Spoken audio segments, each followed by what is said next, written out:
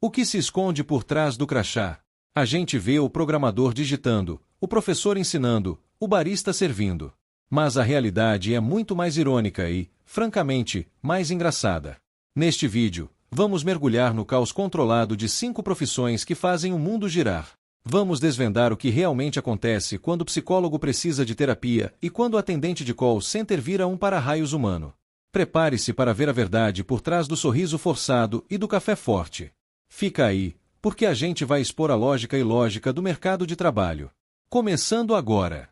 A lenda diz que ele transforma café em código. A realidade é menos mágica e bem mais caótica. Ele transforma bugs em recursos, problemas em comportamentos esperados e prazos impossíveis em noites mal dormidas. Enquanto o mundo imagina um gênio solitário construindo um castelo digital, a verdade é que ele se parece mais com um arqueólogo cansado, escovando delicadamente camadas de código antigo escrito por outro programador. Na maioria das vezes, esse outro programador é ele mesmo, 6 meses atrás, cheio de confiança e más decisões.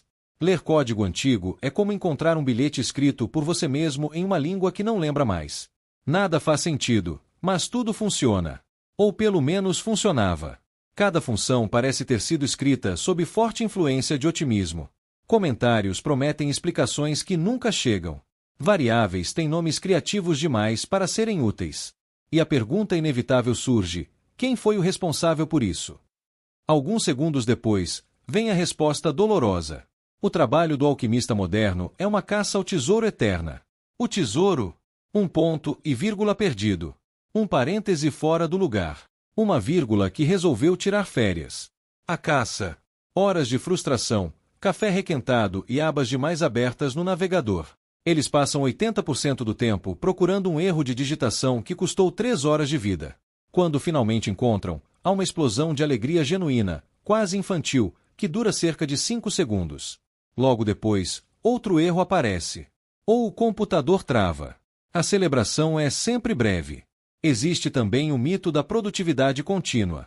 De fora, parece que eles estão apenas sentados, olhando para uma tela cheia de letras estranhas. Por dentro, estão travando uma guerra silenciosa contra a lógica, o tempo e um compilador que insiste em não explicar nada direito. Cada pequena vitória vem acompanhada de 10 novos problemas. Resolver um bug é como cortar a cabeça de uma hidra. Surgem 3 no lugar. E o maior inimigo? Não é o vírus. Não é o sistema legado. Nem mesmo o cliente indeciso. É a reunião. O tempo que eles passam em silêncio, concentrados, é o tempo mais valioso que existe. Mas o tempo gasto em reuniões, explicando pela 5ª vez algo que já estava no e-mail, é o que realmente consome a alma. Reuniões para falar sobre o bug que poderia ter sido resolvido se ninguém tivesse interrompido. O ciclo é vicioso. Um bug é resolvido, 3 novos nascem, 2 eram feature desde o início e ninguém sabe de onde veio. E o que o alquimista pede em troca? Silêncio. Mais café. E, principalmente, que ninguém diga é só mudar uma coisinha na sexta-feira à tarde. No fim, o programador é o herói invisível que faz seu aplicativo de delivery funcionar, que garante que o pagamento não falhe e que o botão faça exatamente o que promete. E o que ele ganha?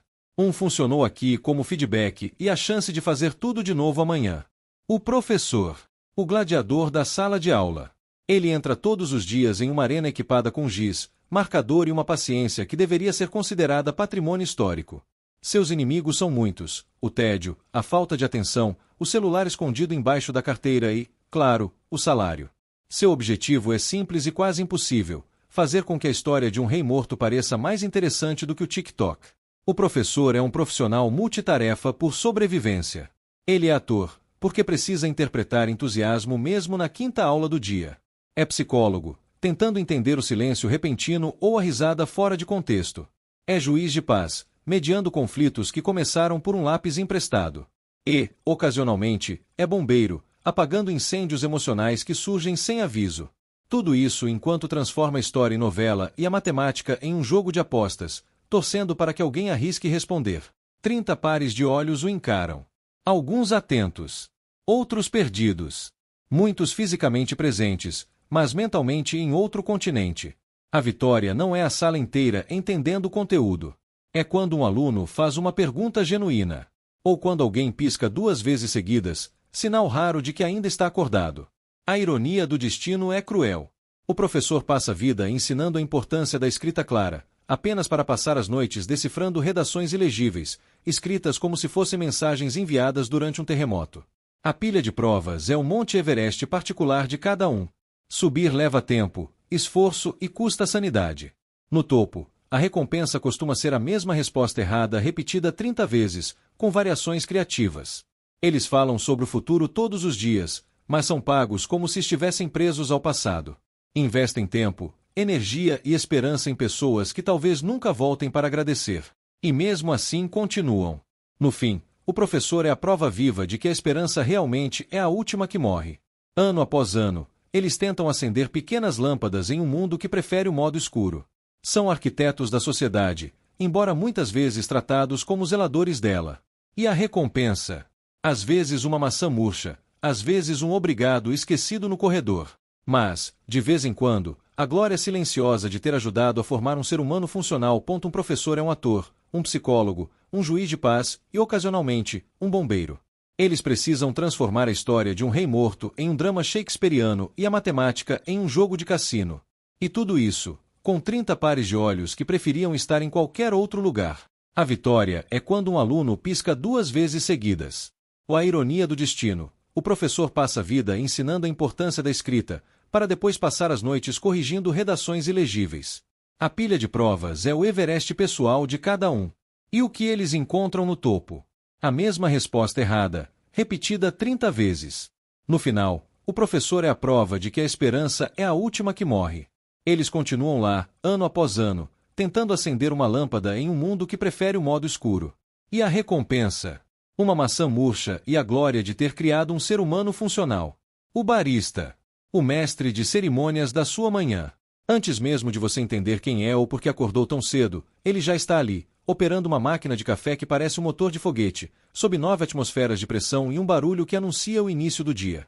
Tudo isso para criar uma bebida cuidadosamente equilibrada e uma arte latte perfeita que você vai destruir em 3 segundos, sem culpa. O barista é o terapeuta não oficial da cidade.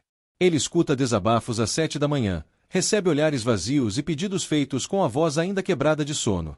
Não julga. Apenas pergunta, com açúcar? Ele é responsável por fornecer a dose exata de energia que separa um ser humano funcional de um zumbi sem cafeína. A ironia é cruel. Depois de tantos anos, o próprio barista já não pode tomar mais café. O coração dispara só de sentir o cheiro. Por trás do balcão, o trabalho é quase científico.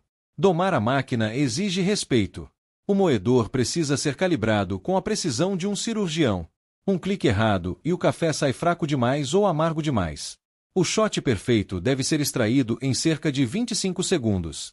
Nenhum a mais, nenhum a menos. Se falhar, o cliente sente.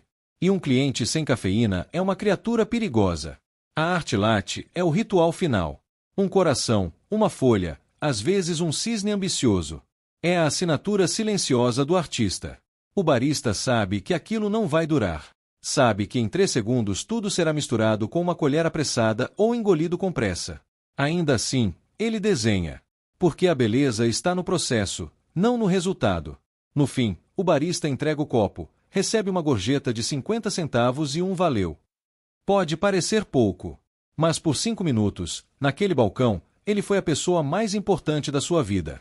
E amanhã, ele estará lá de novo, pronto para repetir o ritual. O psicólogo. O detetive da mente.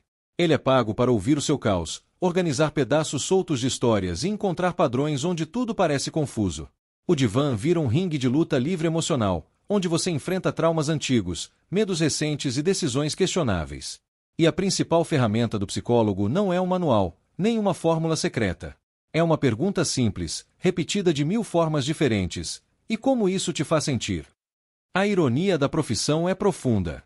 O psicólogo mergulha no caos alheio, mas precisa manter a neutralidade como regra sagrada. Por dentro, muitas vezes, há um grito contido: saia desse relacionamento tóxico. Por fora, apenas um leve aceno de cabeça, uma anotação no caderno e um silêncio calculado. Eles escutam a mesma história pela 10ª vez, com as mesmas justificativas, os mesmos atalhos emocionais e as mesmas conclusões erradas. E escutam como se fosse a primeira. Esse controle exige uma paciência que beira o sobre-humano. Não interromper. Não julgar. Não oferecer soluções prontas. O psicólogo aprende que o tempo do paciente não é o tempo da lógica.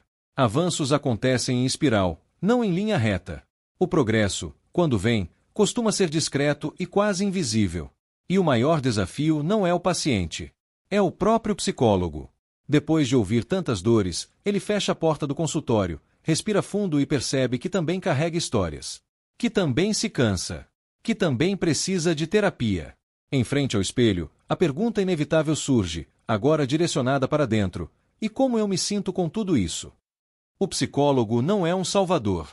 Ele não entrega respostas prontas, nem mapas detalhados. O que ele oferece é uma lanterna.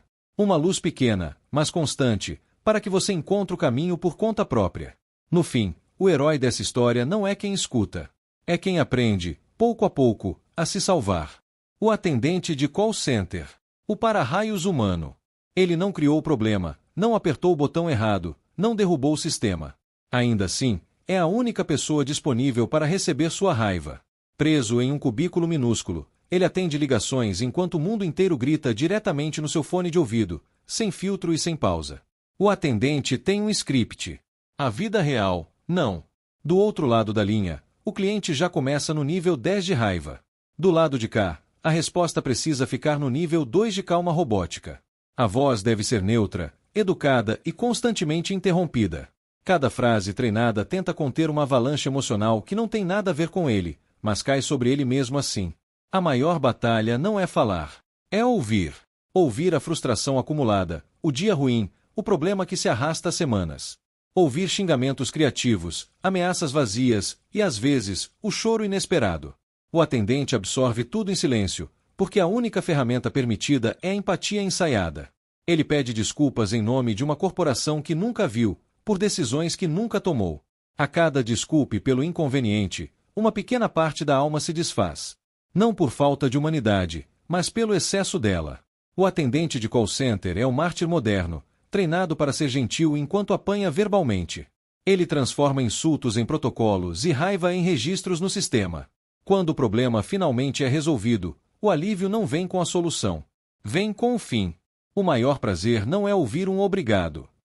É apertar o botão desligar com a sensação épica de quem acabou de desarmar uma bomba. Respirar fundo. Ajustar o fone. E atender a próxima ligação, como se nada tivesse acontecido. No fim, todas essas profissões têm algo em comum: a luta diária contra o absurdo. Elas são a prova de que a gente é muito mais do que o nosso crachá. Qual a sua profissão? E qual o seu maior absurdo? Compartilhe sua história nos comentários. Se você gostou de desvendar esses segredos, não seja um stickman que só assiste. Deixe o seu like para apoiar o canal. Se inscreva e ative o sininho para não perder a próxima dose de curiosidade. E clique no vídeo ao lado para ver mais mistérios da vida moderna. Até a próxima!